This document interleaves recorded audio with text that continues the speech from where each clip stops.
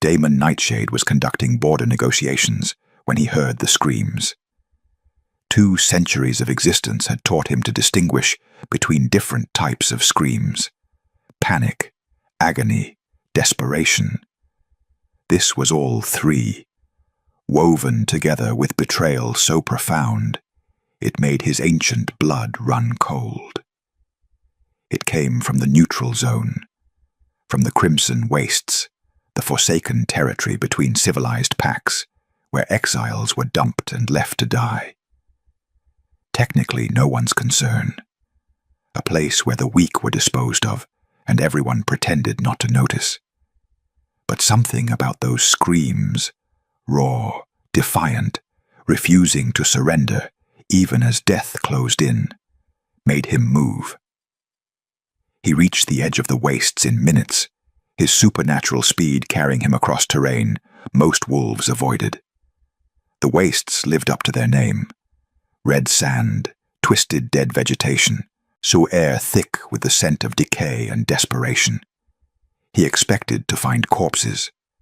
The wastes usually only screamed when someone was dying.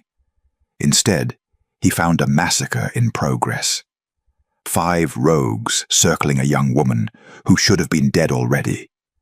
She was bound with silver chains, burning her skin, preventing her shift, bleeding from dozens of wounds, barely standing, and still fighting. She had no weapons, no strength left. But she kicked, bit, clawed with human nails, screaming defiance even as the rogues laughed and closed in for the kill. Then her eyes locked with his across the wasteland, stormy grey, blazing with fury and something fiercer, and he felt a jolt of recognition so profound it stole his breath. Resonance. Impossible. Undeniable. This broken, the dying woman had power in her veins that called to his own like a song he'd forgotten he knew. Ancient bloodline meeting ancient bloodline. Which raised one very important question. Why was someone with that kind of power chained in silver and left to die in the Crimson Wastes? Damon didn't announce himself, didn't warn them, just moved. The first rogue died before he understood what was happening. Damon's claws through his chest, heart crushed, dead before hitting the ground. The second tried to run. Damon was faster. The third attempted to shift. Didn't matter. In less than 30 seconds, all 5 rogues were corpses cooling in red sand. Damon turned to the woman and found her collapsed against a dead tree, silver chains still burning her wrists and ankles, grey eyes watching him with a mixture of relief and bone-deep wariness. "And who are you?" he asked, approaching slowly. "No one," she rasped, voice wrecked from screaming. "I'm no one. Just let me die. It's easier if I just—" "Who did this?" He knelt beside her, examining the chains. Silver, inscribed with suppression runes, designed not just to bind but to torture. "Who chained you and left you here?" Her laugh was broken, bitter. "Everyone. My family. My pack. The people who were supposed to protect me." Her eyes started to close. "They sold me out. Told the rogues where to find me. Paid them to make it look like an accident, like I just wandered into the wastes and couldn't find my way back." Damon felt fury ignite in his chest, cold, ancient, absolute. "Why?" "Because I'm cursed." She smiled without humor. "Wrong. Tainted. My mother's shame. They've been trying to get rid of me for years. Finally found a way that wouldn't stain their precious reputation." He touched the chains carefully, feeling the wrongness woven into the metal. Not just silver, poison, suppression magic. Years of systematic sabotage compressed into restraints designed to kill slowly and painfully. "What's your name?" Damon asked quietly. "Sarah," she whispered. "Sarah Ashford. And you? You should go, before they realize. You interfered. Before they come for you too. Damon made a decision that would shatter 2 centuries of careful neutrality. I'm Damon Nightshade, Alpha King of the Western Territories. He began carefully removing the chains, ignoring how they burned his hands. And you're not dying today. Because if your family went through this much trouble to dispose of you quietly. He met her eyes. You must be absolutely terrifying, and I want to see what happens when you wake up angry. This is the story of a betrayal that failed, and the reckoning that didn't. If you want to see Sarah wake up angry, and trust me, you do, smash that like button right now. Because what happens when an Alpha King teaches a discarded daughter that she was never the problem? Let's find out who sold her out. Before we continue, please hit the subscribe and like button and tell me which city you're tuning in from. I love to know where this story found you. Now let's dive in. The sale. The morning had started like any other. Sarah woke in the servants' quarters, not because she was a servant, but because the family had decided years ago that the bastard daughter didn't deserve a real room. She dressed in the plain clothes they allowed her, kept her head down, and prepared for another day of being invisible. She'd gotten good at being invisible. 22 years of practice. Sarah. Her half-sister Victoria's voice cut through the morning silence, sharp and cold. Father wants to see you. His study. Now. Sarah's stomach dropped. Father, Lord Ashford, never summoned her unless something was wrong. Unless she'd embarrassed the family somehow. Unless her very existence had become inconvenient again. She followed Victoria through the manor, noting how her sister's spine was rigid with tension, how her hands clenched and unclenched, how she wouldn't meet Sarah's eyes. Something's wrong. Lord Ashford sat behind his massive desk, flanked by Sarah's stepmother, Lady Margaret, and her legitimate son, Christopher. All 3 wore expressions of grim determination. No one invited Sarah to sit. Do you know why you're here? Lord Ashford asked, voice flat. No, sir. Sarah kept her eyes down. It was safer that way. Your mother. He said it like a curse. Do you know who she was? Sarah's heart hammered. They never spoke of her mother. The subject was forbidden, dangerous. No, sir, you never told me. Because speaking of her brought shame on this house. Lady Margaret's voice dripped venom. But secrets have a way of surfacing. And now... She smiled coldly. Now the truth has become... problematic. I don't understand. Your mother was Moonsinger Bloodline, Christopher interrupted. Ancient, powerful, supposedly extinct. And you... He gestured dismissively. You carry that blood, dormant, thank the gods, but present. And certain parties have become interested in acquiring someone with your lineage. Ice flooded Sarah's veins.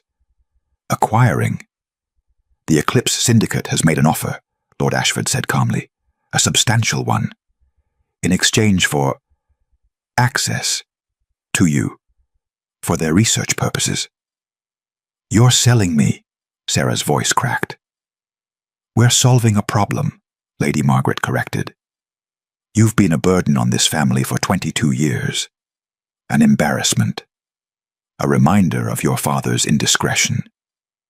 This arrangement eliminates that burden while providing resources we need. You can't... Sarah backed toward the door. I'm your daughter. Your blood.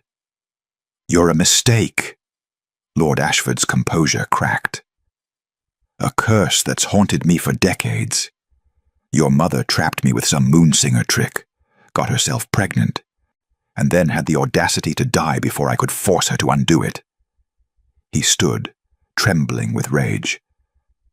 I've fed you, housed you, tolerated your existence out of obligation, but I owe you nothing more. and the syndicate's offer is generous. The syndicate experiments on people, Sarah whispered.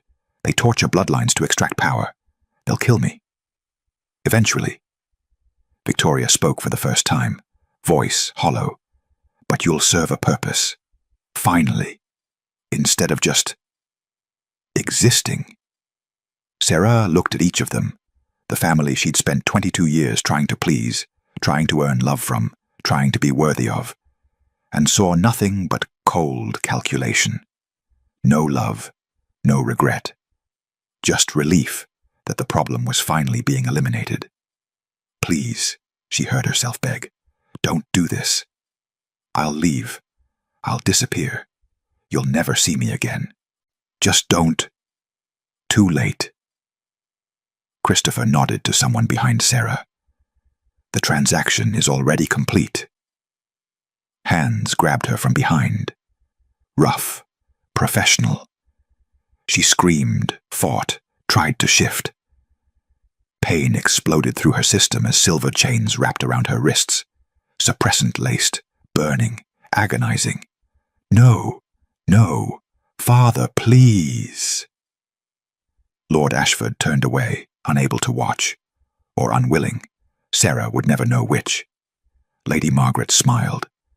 Victoria stared at the floor, and Christopher counted the syndicate's payment with satisfaction. They dragged Sarah through the servants' entrance, couldn't risk the scandal of witnesses, and threw her into a transport carriage. The syndicate operatives were efficient, cold. They'd done this before. Please, Sarah whispered to the operative chaining her ankles. Please let me go. I won't tell anyone. I'll just disappear. Please. He didn't even look at her, just tightened the chains until she screamed. The carriage rolled toward the Crimson Wastes, toward the syndicate's hidden facility, toward a fate worse than death. But halfway there, the operative received new orders. His expression shifted from professional to predatory.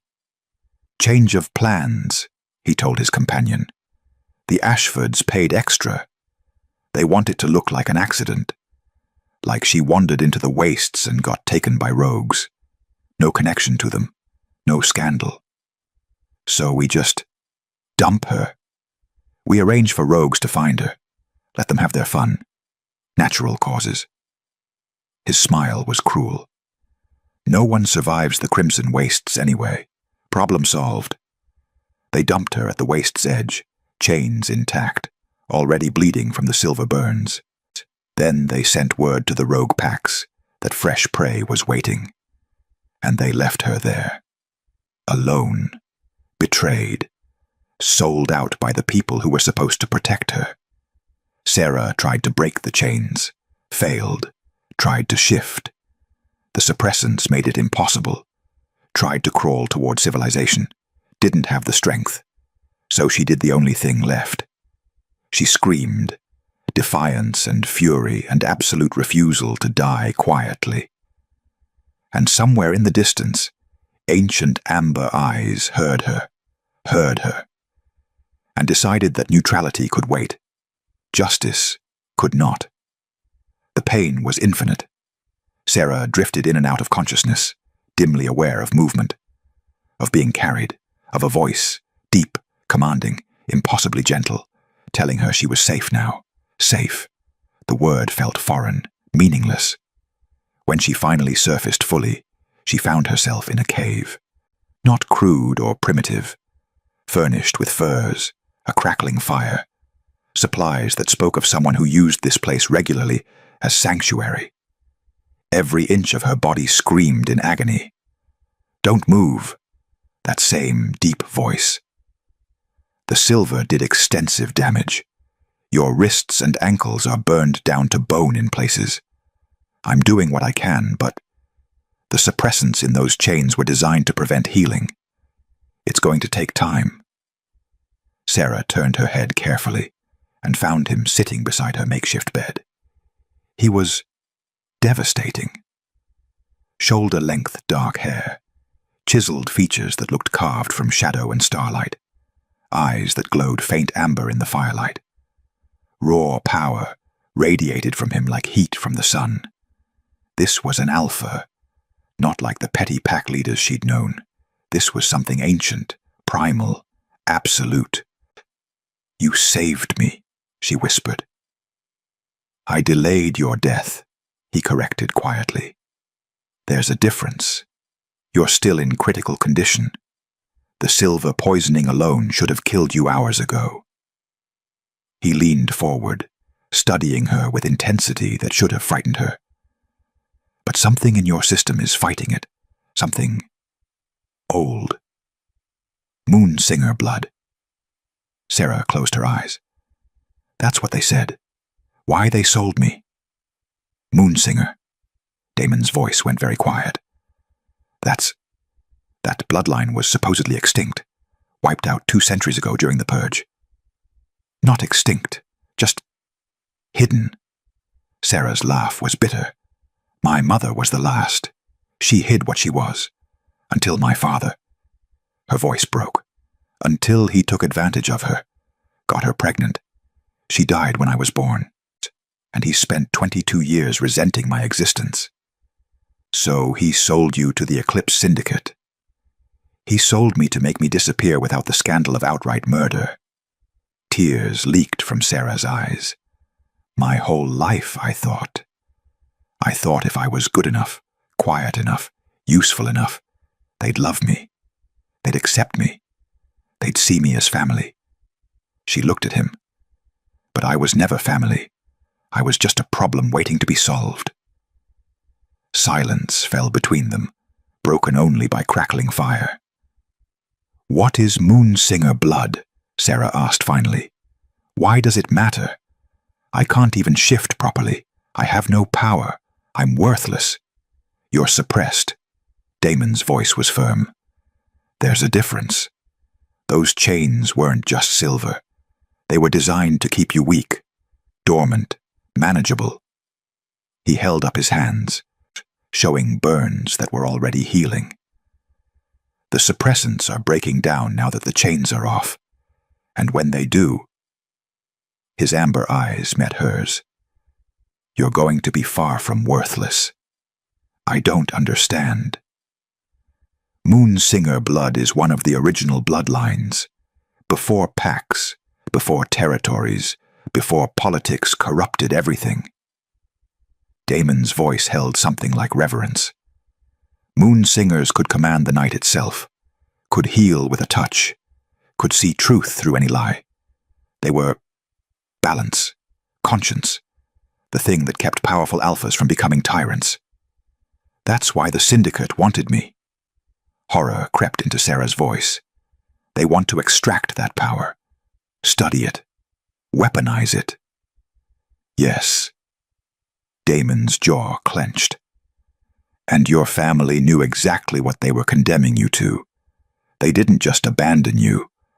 They sold you to people who would torture you until they'd extracted every drop of power from your blood. Why did you save me? Sarah's voice was barely a whisper. You don't know me. I'm nobody. Why risk? Because when I touched you, I felt something I haven't felt in 200 years. Damon's voice was raw, honest, recognition, resonance, the kind that says our bloodlines were meant to find each other. He paused. And because I'm tired of watching ancient bloodlines get destroyed by people too afraid to understand them. Sarah stared at him, tears streaming down her face. I don't know how to be what you're saying I am. I know. Damon's voice gentled. But you're going to learn. And when you do, when the suppressants fully break down, and you remember what you were always meant to be. His smile was sharp and dangerous. We're going to make your family understand exactly what they threw away. They won't care. They never cared. They will. Damon's certainty was absolute. When you're standing before them as Moonsinger awakened, when they realize what they sold for profit, when they see that their worthless daughter is worth more than their entire bloodline combined. He touched her hand briefly. They'll care, and it will destroy them. Sarah wanted to believe him, wanted to imagine being powerful instead of powerless, wanted instead of discarded, worthy. "What if I can't do it?" she whispered. "What if I'm really just broken?" "Then you'll be broken on your terms, not theirs." Damon's voice was fierce. "But I don't think you're broken, Sarah. I think you're a weapon they were too stupid to recognize.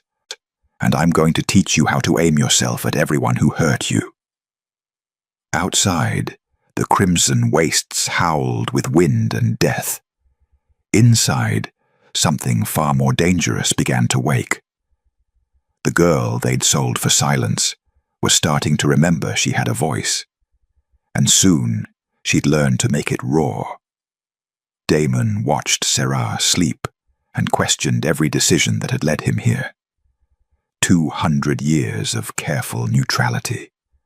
200 years of staying out of pack politics, of letting families govern themselves, of refusing to intervene in matters that didn't directly threaten his territory.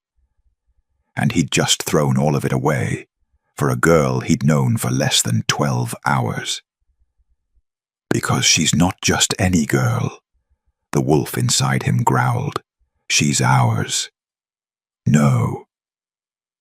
He refused to acknowledge that pull. Mate bonds didn't manifest this quickly, this intensely. They required time, choice, careful consideration. Sarah whimpered in her sleep, pain etched across her delicate features even in unconsciousness. Damon found himself moving before conscious thought, checking her bandages, adjusting the furs, placing a cool cloth on her fevered forehead. His hands, built for violence, stained with centuries of necessary kills, moved with impossible gentleness. "What are you doing to me?" he murmured to her sleeping form. She didn't answer, couldn't answer, but he felt it anyway. That resonance, that wrongness in her system that his wolf recognized as an abomination that needed to be destroyed. 22 years of suppression. 22 years of being told she was worthless, broken, a burden, and then sold like livestock when her existence became inconvenient. That it made him furious in ways he hadn't felt since Elena. The name still brought pain after a century and a half. His first mate. The woman he'd loved with everything he had. The woman a rival pack had murdered to punish him for interfering in their internal affairs. He'd sworn then. Never again. Never let anyone close enough to be used against him. Never intervene in family matters. Never give them that kind of leverage.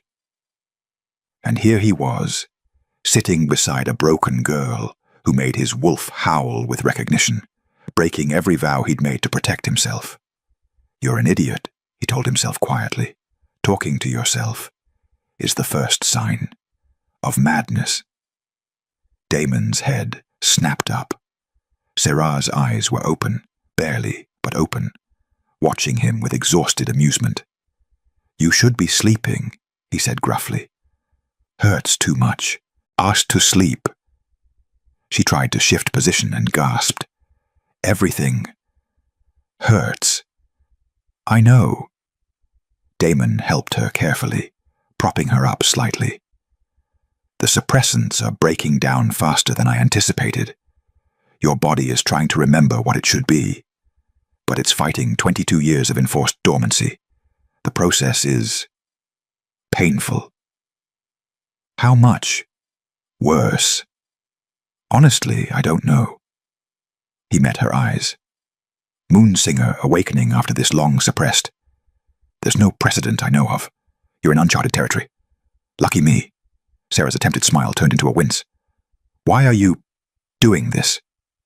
You could have left me. Let the wastes take me. Saved yourself." "The trouble." Damon considered his answer carefully. He could lie. could tell her it was duty or curiosity or simple mercy. Instead, he told her the truth. Because when I found you, I felt something I haven't felt in a century and a half. Recognition, the kind that doesn't lie. He held her gaze.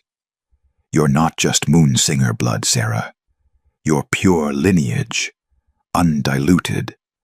And when you awaken, if you survive the awakening, you'll be one of the most powerful beings in the territories. I don't understand. Your family didn't just suppress you out of shame. They suppressed you because if you ever awakened, you'd be unstoppable. Moonsinger authority supersedes pack hierarchy. You could challenge any alpha, override any family law. You'd be a threat, Sarah finished hollowly. A queen, Damon corrected firmly. The Eclipse Syndicate knew it. Your family knew it. That's why they were so desperate to eliminate you before you figured it out. And now, oh, you know. Sarah's voice was barely a whisper. What's stopping you from finishing what they started? This. Damon took her hand carefully, and the resonance flared between them. Ancient power, recognizing ancient power. I'm first-generation bloodline, one of the originals, and I'm done watching our kind get destroyed, because lesser wolves are afraid of what we represent. Sarah stared at him, tears sliding down her cheeks. I don't know how to be what you're saying. I am. I know. Damon squeezed her hand gently. But you're going to learn. And when you do, when you finally wake up and remember your worth. His smile was sharp and dangerous. We're going to show your family exactly what happens when you discard a Moonsinger. Promise? Promise.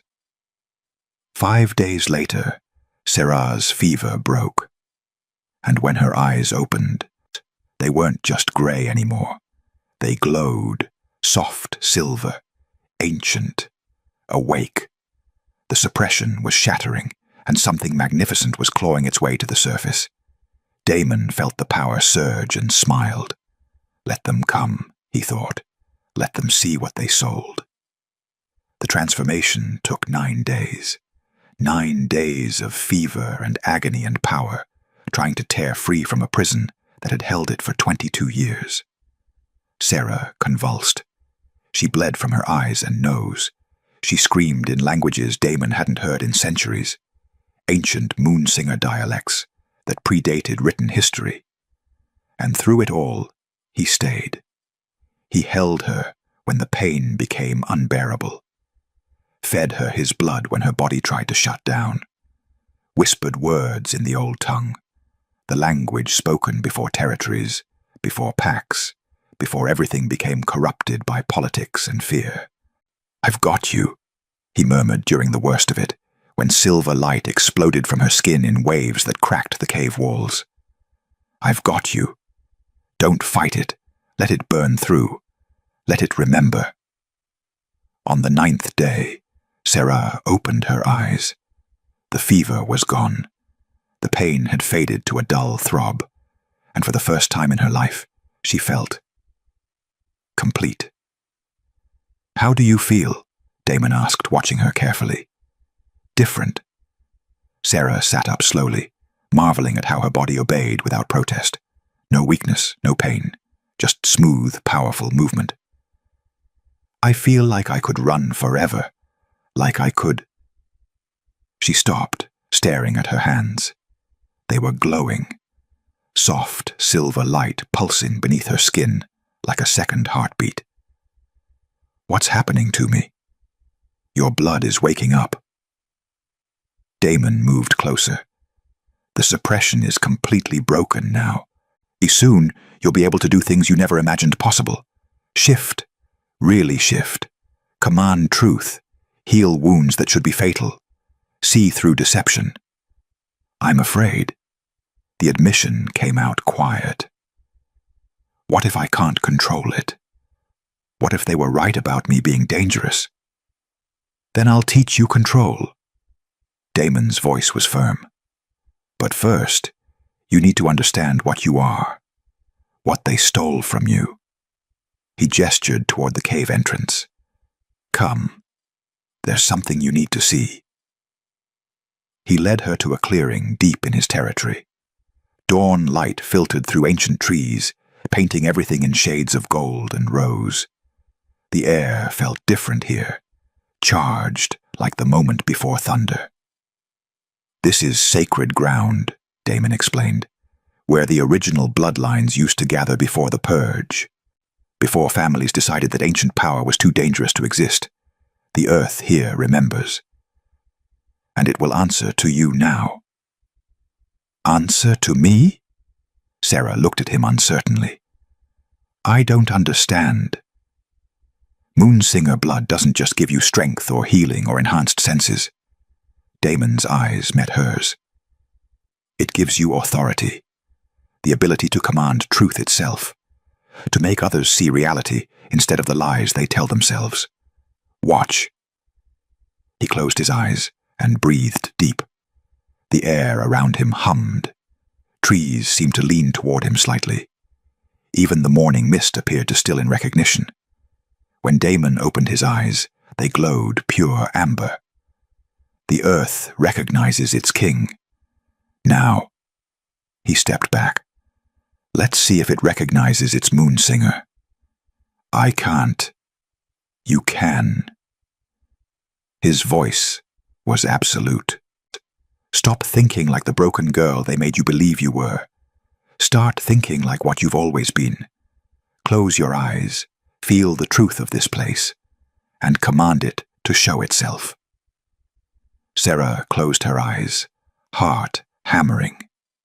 This would fail. Everything always failed. She was worthless, broken, a burden. No. The word came from somewhere deep inside, somewhere that had been buried under 22 years of lies, but was finally breaking free. I am not worthless. I am not broken. I am Moonsinger. She reached out, not with her hands, but with something deeper, with the power that had been locked away, now finally unleashed. Show me truth, she commanded. The response was immediate and overwhelming. Light exploded around her, pure silver, blinding, absolute. The clearing transformed before her eyes. She could see the truth of it now. The lives that had been lived here, the blood that had been spilled, the ancient moonsingers who'd stood exactly where she stood, commanding truth and balance and justice. She could see the truth of everything. The trees weren't just trees, they were witnesses. The earth wasn't just soil, it was memory. And running beneath it all, connecting everything, was a silver thread of power that sang to her blood like a song she'd always known, but forgotten. She opened her eyes and gasped. Everything glowed, the forest, the earth, the air itself, like she was seeing the world's true form for the first time, stripped of all deception and pretense. And at the center of it all stood Damon, glowing amber gold, watching her with something like awe. Moonsinger, he breathed, pure, awakened, magnificent. Sarah looked down at her hands, at the silver light dancing across her skin, and felt tears stream down her face. I'm not broken, she whispered. No. Damon moved toward her, and where their powers met, the air crackled with resonance. You never were. They just convinced you that truth was a lie, that power was weakness, that being extraordinary made you wrong. He took her hands, and the combined power made the earth beneath them hum. But now you're free, and they're going to learn what it cost to throw away a moonsinger. I don't know how. I'll teach you. His grip tightened. Everything. How to command truth. How to see through lies. How to make everyone who hurt you face what they've done without the comfort of self-deception. His smile was sharp. How to be the reckoning they should have feared. Why? Sarah searched his eyes. Why do all this for me? Damon's answer was simple and devastating. Because you're mine, my bloodline, my equal, my... He stopped, jaw clenching, as if fighting against words that wanted to break free. My responsibility, and I protect what's mine. The word he didn't say hung between them like lightning waiting to strike. Mate? But neither of them was ready to speak it aloud. Not yet. That afternoon, Sarah shifted for the first time. Not the broken, painful half-shift she'd managed before. A full transformation. Smooth, powerful. Right. Her wolf was silver-white. Smaller than Damon's massive form, but radiating power that made even him pause. Eyes that glowed like moonlight. A presence that commanded truth, forcing everything around her to show its real nature. When she threw her head back and howled, the every creature within 50 miles felt it. Felt the declaration. Moonsinger had awakened, and the territories would never be the same. News of Sarah's survival reached the Ashford estate within 3 days.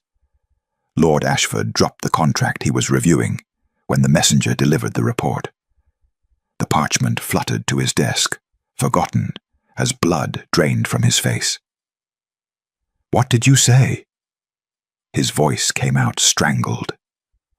"She's alive, my lord." The scout kept his eyes lowered, terrified of being the bearer of such news. Spotted in the Western Territory, with Alpha King Damon Nightshade, training, growing stronger. The witnesses say she shifted, a full shift, silver-white. They say, he swallowed hard. They say her eyes glow, that she radiates Moonsinger power. Impossible. Lady Margaret moved to her husband's side, face pale. The syndicate was supposed to. The rogues were supposed to. She can't have survived the wastes. The Alpha King found her, the scout continued, voice shaking. Killed the rogues. Removed the suppression chains. He's protecting her. Teaching her. The border patrols say the resonance between them is unmistakable. Ancient bloodline calling to ancient bloodline. Victoria, standing by the window, made a small sound of distress. Christopher's hands clenched into fists. "How much does she know?" Lord Ashford asked quietly, dangerously. "Everything, my lord. She knows you sold her. Knows the syndicate was meant to eliminate her. Knows..." The scout's voice dropped to barely a whisper. "Knows you paid extra for it to look like an accident." Silence crashed over the room like a physical weight. "She'll come for revenge," Christopher said finally. "She'll come for all of us." "Don't be dramatic." Lady Margaret's voice was sharp, but her hands trembled. "She's one girl. Awakened or not, she's still..." A howl split the evening air. Everyone in the room froze. It came from the west, from the border they shared with Damon's territory, and it carried a message older than words, written in Moonsinger authority and barely restrained fury. "I survived. I remember. I'm coming." "Sweet mercy," the scout breathed. "That's her. That's the Moonsinger howl. She's announcing her intent, ancient law. She's claiming the right to... To what?" Lord Ashford's voice cracked. "To face you, to demand truth, to make you acknowledge what you did without the protection of lies or excuses." The scout looked up, face ashen. "Moonsinger authority compels truth, my lord. When she comes, you won't be able to lie. Not to her, not to yourselves. You'll have to face exactly what you did, what you are." Victoria made a sound like a wounded animal. "Father, we have to run. We have to..." "Run where?" Christopher's laugh was bitter.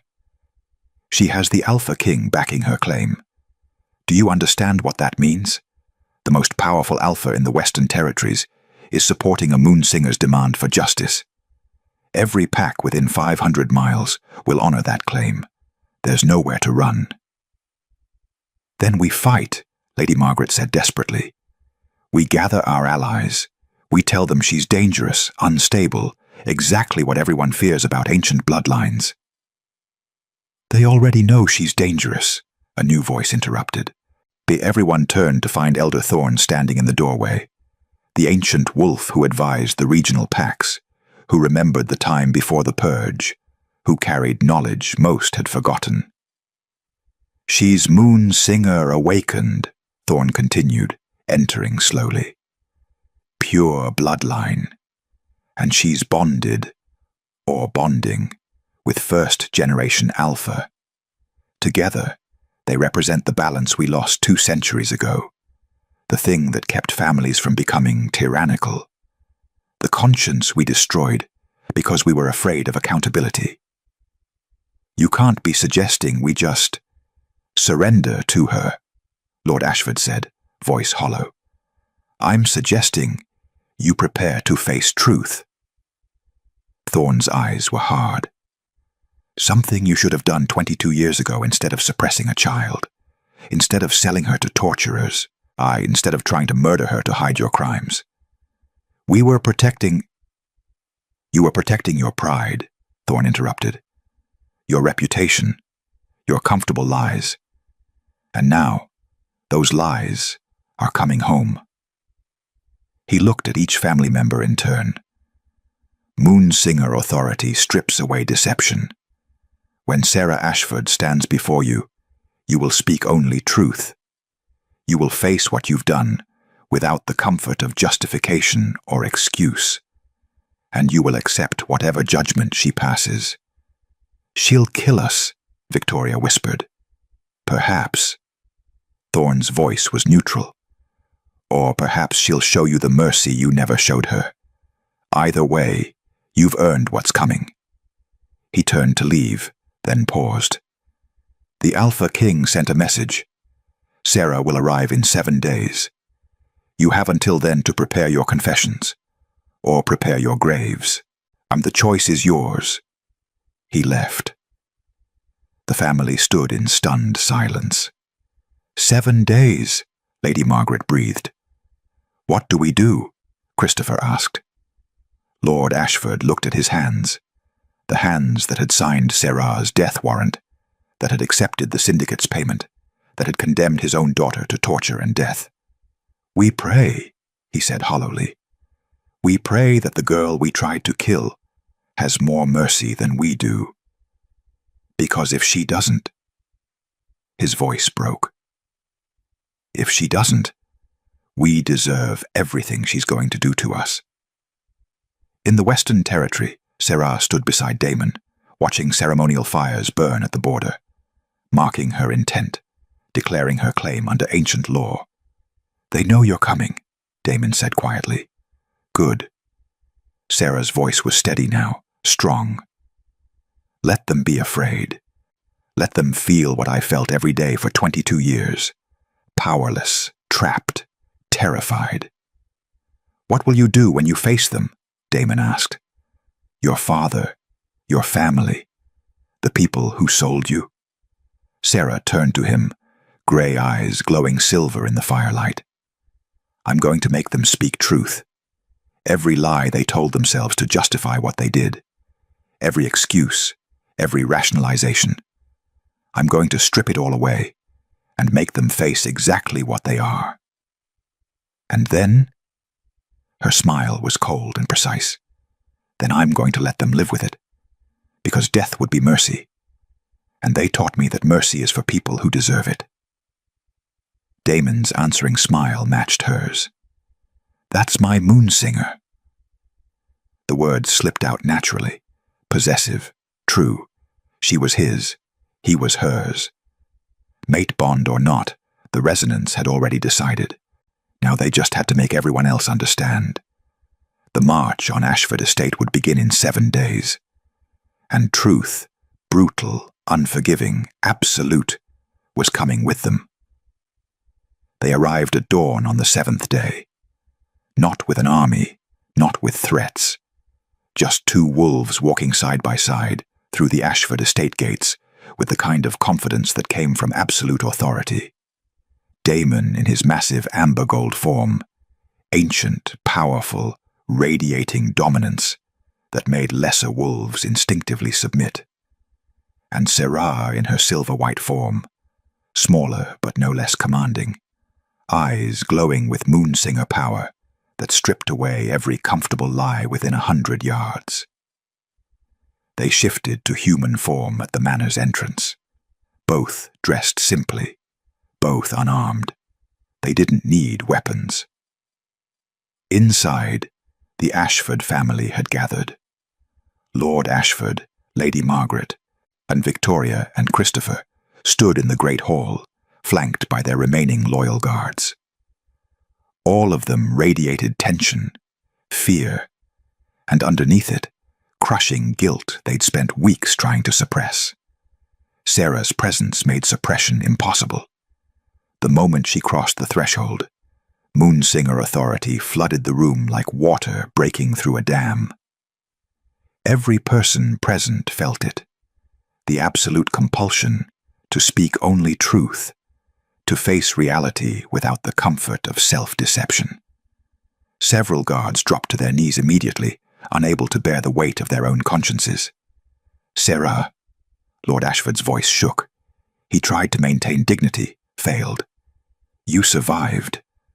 We're pleased to see." "Don't." Sarah's voice was quiet, but carried absolute authority. "Don't lie. Not anymore. You can't. Not to me. Not in my presence. Moonsinger authority compels truth, so speak it, all of it." Lord Ashford's mouth opened, closed. The words he'd prepared, excuses, justifications, careful political language, died in his throat. What came out instead was raw, horrible truth. "We sold you to the Eclipse Syndicate," he said, voice hollow. "We accepted 50,000 in gold to hand you over to people who would torture you to death extracting your bloodline. And when they offered to make it look like an accident, to spare us the scandal, we paid extra." Tears streamed down his face against his will. "We condemned our own daughter to agony and death to protect our reputation, and we felt relieved when you were gone." Lady Margaret made a sound of pure anguish. The truth compulsion was working on her too, stripping away every careful justification she'd built. "I hated you," she whispered, the words dragging themselves out. "From the moment you were born. You were proof of my husband's infidelity, a constant reminder that he'd loved someone else, someone more powerful than me. I wanted you erased, wanted you to never have existed. And when the opportunity came..." Her voice broke. "I encouraged it. I pushed for it. I told myself it was necessary. But the truth is, I just wanted you gone." Victoria collapsed to her knees, sobbing. "I was jealous. So jealous. Father always looked at you with guilt, which meant he thought about you, noticed you, and I..." She choked on the words. "I wanted to be the only daughter, the one who mattered.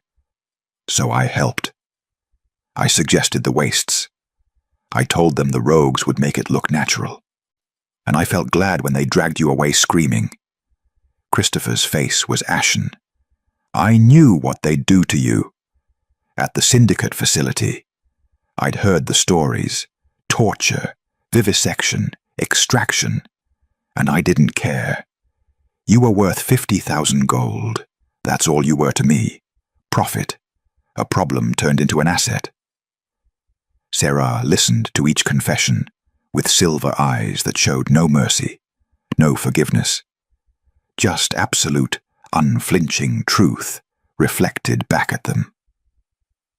22 years, she said quietly. 22 years of suppression, of being told I was worthless, of trying to earn love from people who saw me as a burden to be eliminated." She took a step forward. "Did you ever love me? Any of you? Even once?" Silence. Crushing. Damning. "No." Lord Ashford finally said, the truth ripping out of him. I looked at you and saw your mother.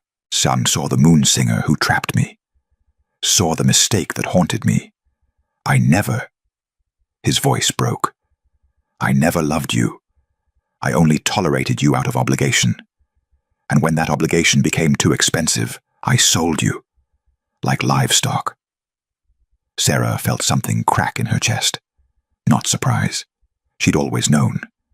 But hearing it, hearing the absolute truth without any protective lies, still hurt. Damon's hand found hers, steady and warm, anchoring her. You want to know what I am? Sarah asked, voice growing stronger. What your worthless burden became. She let the moon singer power flare, silver light blazing through the room. I'm awakened. Pure bloodline. One of the most powerful beings in the territories. The syndicate would have killed hundreds to capture what I carry. And you sold it for 50,000 gold. Lord Ashford's legs gave out. He collapsed into a chair, the magnitude of what they'd thrown away finally sinking in. What are you going to do to us? Christopher asked, voice small, terrified. Sarah studied them, her family, broken and exposed, every lie stripped away, facing exactly what they were without the comfort of justification. I'm going to give you what you never gave me, she said finally. Truth and choice. What does that mean? It means I could kill you. Under ancient law, I have that right. You sold me, tried to murder me, condemned me to torture. Sarah's voice was ice. But death would be mercy, a quick end to your guilt, and I'm not feeling merciful. She gestured and silver light wove through the room, settling over each family member like chains made of moonlight. This is Moonsinger binding, she explained. You will never lie again. Not to others, not to yourselves. Every time you try, the truth will force itself out. Every time you look in a mirror, you'll see what you really are. Every time you try to justify or excuse or forget, you'll remember, perfectly, completely, forever. Horror dawned on their faces. You're condemning us to live with the truth, Lady Margaret whispered. Yes. Sarah's smile was cold. You'll face what you did every single day for the rest of your lives. No comfortable lies, no protective delusions, just truth, absolute, inescapable, eternal. Please, Victoria begged, please just kill us. This is justice, Damon's voice cut through like a blade. This is what happens when you try to destroy a moonsinger. You get exactly what you deserve, not death, not mercy, just truth you can never escape. Sarah turned to her father one last time. You're also stripped of your titles, your lands, your position. The Ashford name is forfeit. You'll live as commoners in the territories, bearing the mark of what you are. And everyone who meets you will know your crimes. The binding makes sure of that. You're destroying us, Lord Ashford said hollowly. No. Sarah's voice was absolute. I'm letting you live, which is more mercy than you showed me. Be grateful I'm better than you taught me to be. She turned away, Damon beside her, and walked out of the manor without looking back.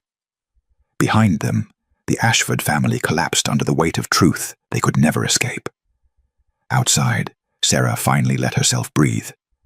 Let the tears fall. How do you feel? Damon asked quietly. Empty. I thought justice would feel better. It never does.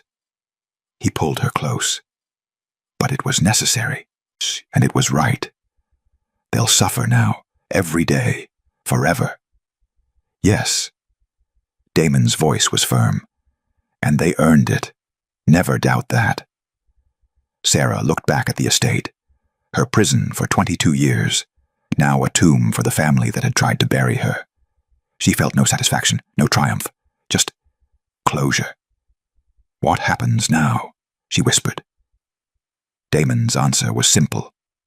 Now you become what they always feared, not their victim, not their burden, not their shame, just yourself, powerful, free, unchained.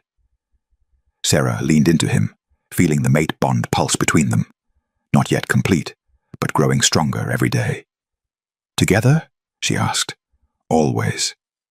Word spread like wildfire.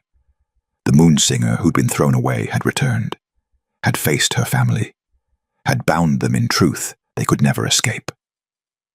Within a week, the every pack in the Western Territories knew the story. Some called her merciful for sparing their lives. Others called her cruel for condemning them to eternal conscience. But those who'd actually seen her, who'd felt the weight of her moonsinger authority, the silver glow of her eyes, the absolute certainty in her voice, they knew the truth. She wasn't merciful or cruel, she was just, and justice didn't care about comfort. Sarah stood in Damon's study, surrounded by territorial reports and requests for audience, and felt overwhelmed by the weight of it all. 12 packs requesting meetings, she said, sorting through correspondence. 6 asking for moonsinger arbitration in disputes. 3 wanting to verify I'm real. She looked up at Damon with exhausted confusion. I don't know how to be what they need me to be. Then don't be what they need. Damon moved behind her, hands settling on her shoulders. Be what you are. Be yourself. Everything else will follow. And what if myself isn't enough? The fear she'd been holding back finally broke free. What if I'm still just that discarded daughter pretending to be powerful? What if the authority fades and I go back to being... Stop! Damon turned her chair, forcing her to face him. The power isn't something external that can be taken away. It's you. It always has been. They just convinced you it wasn't. His hands framed her face. You survived 22 years of suppression. You survived being sold and chained and left to die. You survived an awakening that should have killed you. You faced the family that betrayed you and showed them mercy they didn't deserve.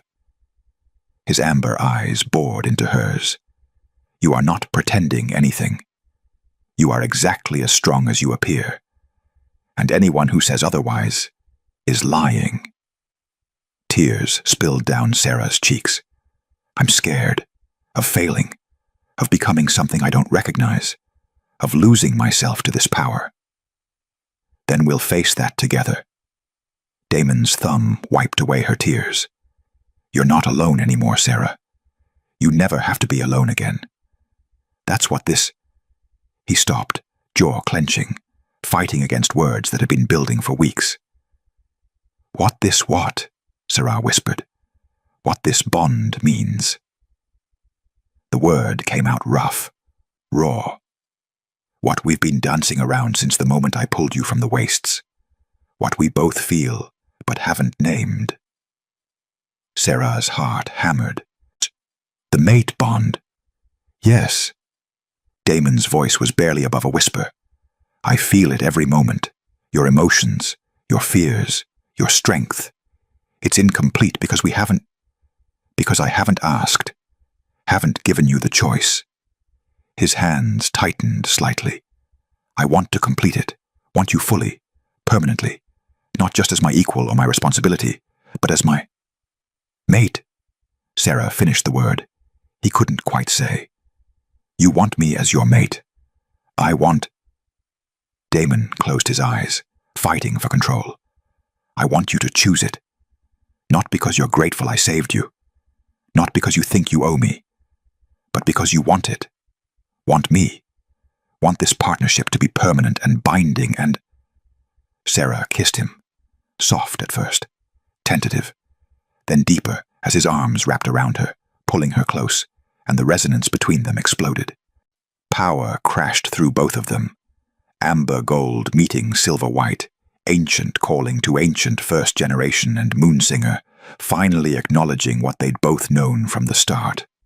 Mates, not just compatible, not just attracted, meant, written in their very blood, inevitable as sunrise.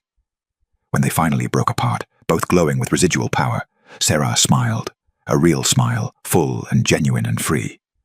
"Yes," she said simply. "I choose you. I choose this. I choose—" Her voice caught with emotion. "I choose to stop being afraid and start being whole." Damon's answering smile was devastating. "Then let's make it permanent." The mating ceremony was performed by Elderthorn under the full moon. Simple, sacred. Just them and the ancient wolf who remembered the old ways, the first-generation traditions. He bound their hands with silver cord that glowed in response to their power, drew symbols on their skin in ash and moon water, spoke words in the language of the first packs that made the earth itself hum in recognition. And when he pressed their palms together, when their blood mixed and the bond snapped fully into place, the entire forest lit up with silver and gold light. Every wolf within 200 miles felt it, felt the declaration. First generation has bonded with Moonsinger. The old balance is returning. The ancient powers are waking. Sarah gasped as the bond settled into place, permanent and unbreakable. She could feel everything now. Damon's emotions, his thoughts, his absolute certainty that she was exactly where she belonged. And underneath it all, something she'd never felt in her life. Home. Not a place. A person. Like someone who saw her completely. Every flaw, every fear, every broken piece. And chose her anyway. "How do you feel?" Damon asked, thumb stroking over her racing pulse. "Complete," Sarah whispered. "Like I've been missing half of myself my whole life, and didn't know it until now." "I know the feeling." He pulled her close, and they stood together in the moonlight, wrapped in combined power and newfound certainty. "We're going to face challenges.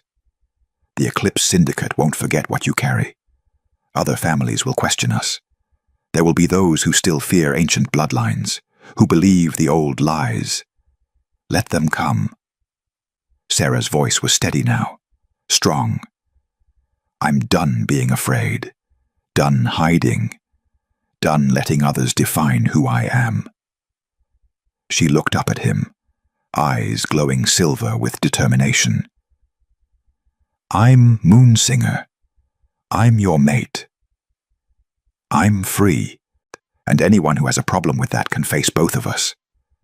Damon's laugh was pure joy. "That's my mate." They stood together as dawn broke, First Generation and Moonsinger, bonded and powerful, and absolutely done with being diminished. But in distant shadows, others watched, calculated, feared. The Eclipse Syndicate had invested too much in acquiring Moonsinger blood, had planned too carefully, had resources they hadn't yet deployed. "She escaped once," the director said, watching reports of the bonding ceremony. "With the Alpha King's protection. That complicates things." "So we adapt," his second replied coldly. "We waited centuries for pure Moonsinger to resurface. We can wait a bit longer, study her patterns, find her weaknesses." He smiled without warmth. "Everyone has something they can't bear to lose. Even Moonsingers, even Alpha Kings. And when we find it, then we take it, and she'll come to us willingly rather than watch it suffer." The trap was being prepared, and Sarah and Damon, wrapped in their newfound happiness, had no idea the storm gathering on the horizon. The attacks started small. A scout missing from the western border. Then two. Then an entire patrol. Vanished without trace, without struggle, without even time to send warning. "Eclipse Syndicate," Damon said, studying the map with cold fury. They're probing our defenses, testing response times, mapping patrol patterns. They're coming for me, Sarah said quietly. She stood at the window, watching dawn break over territory she'd come to think of as home.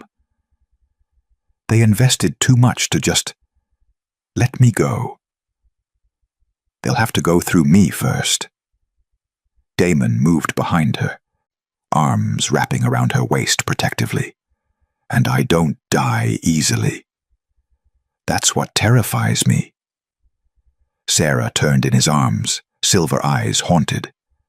Not that they'll kill you, that they'll use you against me, that they'll hurt you to make me surrender, that I'll have to choose between your life and my freedom. Then we make sure it never comes to that. Damon's voice was absolute. We fortify, we prepare, An explosion rocked the compound. They were moving before conscious thought, racing toward the source. The eastern gate was in flames, not normal fire, but chemical fire that burned silver white and made wolves scream when they got too close. Eclipse Syndicate signature, designed specifically to incapacitate shifters while leaving their facility intact.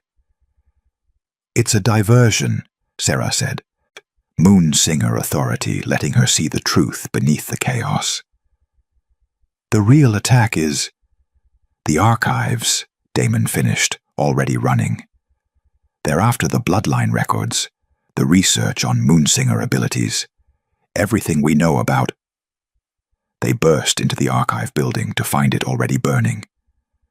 And standing in the center of the flames, protected by some kind of heat-resistant suit, was a syndicate operative holding a single book, the Moonsinger Codex. The only complete record of Moonsinger abilities, weaknesses, and, most dangerously, how to extract their power without killing them. Hello, Sarah. The operative's voice was female, cultured, almost kind. I was hoping you'd come. Makes this so much easier. Damon shifted partially, claws extending. Put down the book. Or what? You'll kill me? She laughed. Go ahead. The book burns with me. And you lose the only record of how to help her control what she's becoming. How to prevent Moonsinger awakening from consuming her completely. How to keep her from burning herself out in 5 years like the last one did. Sarah felt ice in her veins. You're lying. Am I? The operative tilted her head. Why do you think Moonsingers went extinct? Why do you think the bloodline died out? It wasn't just the purge, sweetheart. It was because awakened Moonsingers burned too bright, used too much power, and without proper training, without the knowledge in this book, they consumed themselves from the inside. Usually, within a decade. Give us the book, Damon said, voice deadly quiet, and I'll let you walk out of here alive. Or... The operative's smile was cold. You let me take Sarah for just 6 months, long enough to properly study her bloodline, to extract samples that might help us cure the consumption, to give her the training she needs to survive. And in exchange, I give you the book. I give you the research. I give you a chance for her to live longer than 5 more years. No, Sarah and Damon said simultaneously. Then she dies young. The operative shrugged. Burns out like a star going nova. Beautiful, powerful, brief. Your choice. She began backing toward a window. You have 48 hours to decide. After that, the book burns, and she burns with it. Slowly, painfully. Watching her own power destroy her piece by piece. She jumped. Damon lunged after her, but the operative had backup. 3 more syndicate agents providing cover fire with those chemical weapons that made shifters recoil in agony. By the time they reached the window, she was gone, and the archives were ashes. She was lying, Damon said later, as healers treated the wounded. The syndicate lies. It's what they do. Manipulate, create fear, make you doubt. What if she wasn't? Sarah's voice was small. What if awakening really does consume us? What if I only have a few years before this power burns me out? Then we find another way. Damon pulled her close, fierce and desperate. We research, we experiment, we figure it out together, but we don't give you to them. Never. I won't lose you like that. Even if staying with you kills me faster. Even then. His voice broke, because 6 months in their hands would destroy you anyway, break you, turn you into something you're not. And I'd rather have 5 years with you whole than 50 years with what they'd make you become. Sarah buried her face in his chest, feeling the mate bond pulse with his absolute certainty and her own spiraling fear. I'm scared, she whispered. I know. Damon held her tighter, but we'll face it together, like everything else. No surrenders, no sacrifices, just us, fighting for every day we get. But that night, while Damon slept, Sarah stood at the window and made a decision. If she really was consuming herself, if her power really would burn her out in years instead of decades, if staying meant watching Damon suffer as she deteriorated, then maybe 6 months of captivity was worth it. If it meant answers, if it meant survival, if it meant not leaving him to mourn another mate taken too soon. I'm sorry, she thought, while looking at him sleeping peacefully, unaware of what she was planning. But I can't let you lose me the way you lost her. I won't do that to you. She began to pack, quietly, carefully, not surrender. Strategy. She'd go to them, get the answers, learn to control the consumption, and come back whole. That was the plan. She didn't account for one thing. Mate bonds worked both ways, and Damon woke the moment her intent solidified into decision. Don't. Damon's voice stopped Sarah at the window, pack half filled, ready to climb down and surrender herself to save him from grief. She turned slowly to find him sitting up in bed, amber eyes glowing with hurt and fury and absolute understanding. You felt it, she whispered, through the bond. Every thought, every intention, every misguided attempt to sacrifice yourself. He stood, crossing to her in 3 strides. Were you even going to say goodbye? Or were you just going to disappear and let me wake up to find my mate gone? I was going to leave a letter. A letter? Damon's voice rose. You were going to surrender yourself to torturers who've been trying to capture you for months, condemn yourself to 6 months of experimentation and agony, and you thought a letter would make that acceptable. If it keeps you from losing another mate. I'm not losing you. The shout made the windows rattle, then softer, broken. I'm not losing you. Not to them, not to fear, not to some misguided sacrifice, because you think your life matters less than my grief. I'm going to burn out anyway. Sarah's composure shattered. You heard her. Moon singers consume themselves, so I have maybe 5 years before this power destroys me from the inside. And I can't. Her voice broke. I can't watch you love me knowing you're going to lose me. Can't let you suffer through watching me deteriorate. Can't do that to you. So you'd rather leave me now? Damon grabbed her shoulders. Rather surrender to people who'll break you. Rather throw away whatever time we have left because you're afraid of the end. I'm trying to save you. I don't want to be saved. His voice was raw, desperate. I want you. For however long we get, 5 years or 50. I want you whole and free and here. Not broken in some syndicate facility because you thought protecting me from grief was more important than living. Sarah stared at him through tears. What if there's a way to stop the consumption? What if the book had answers?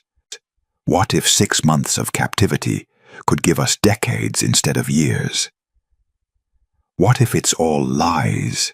Damon's grip gentled. What if there is no consumption? What if she made it up to make you desperate enough to surrender? The syndicate manipulates Sarah. It's what they do.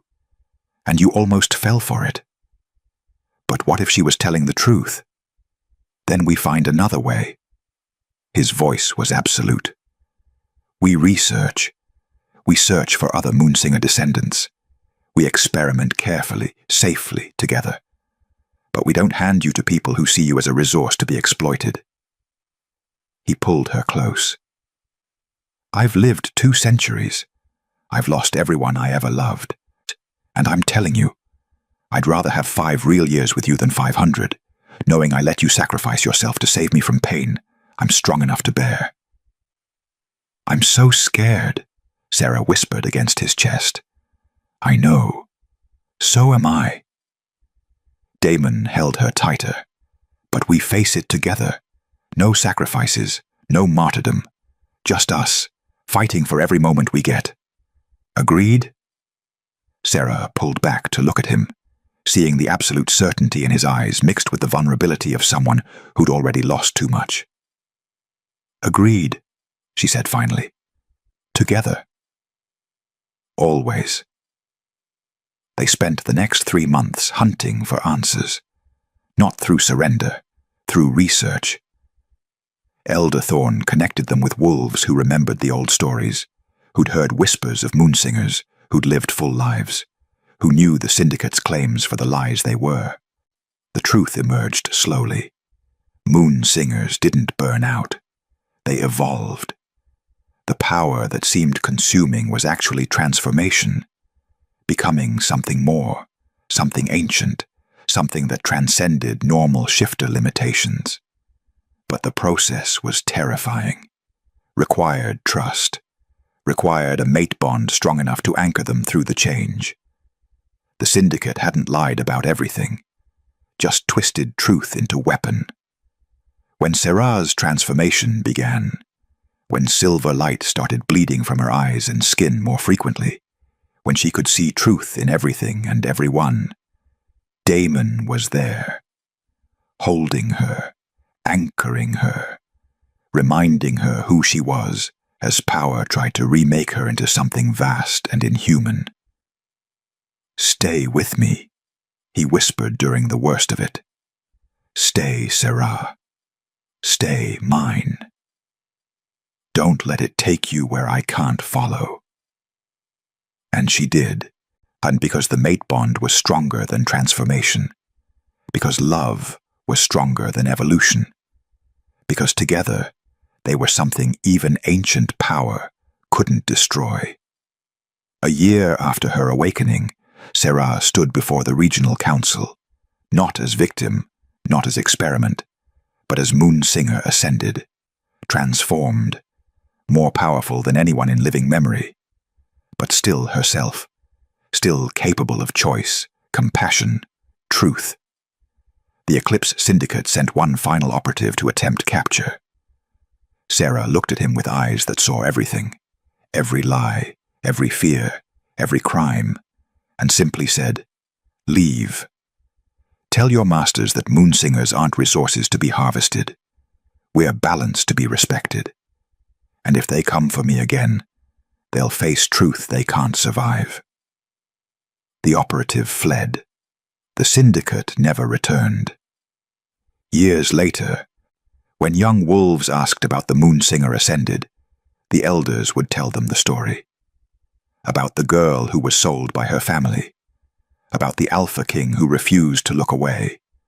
About the choice that changed everything. Some details got embellished. Some got simplified. But the core truth remained. She was sold out and left for dead. The Alpha King never looked away. And together, they proved that the greatest power wasn't strength or dominance or authority. It was choosing each other, every day, through fear and transformation and impossible odds. Sarah had been thrown away like garbage. She'd become irreplaceable, and the territories, the entire shifter world, was better for it. The end. They tried to erase her. They only made her stronger. She was sold for silence. She came back as truth incarnate, and nothing was ever the same. If you loved Sarah and Damon's story, smash that like button and let me know. Your support decides what story I tell next. Subscribe for more fantasy romance that rewrites the rules.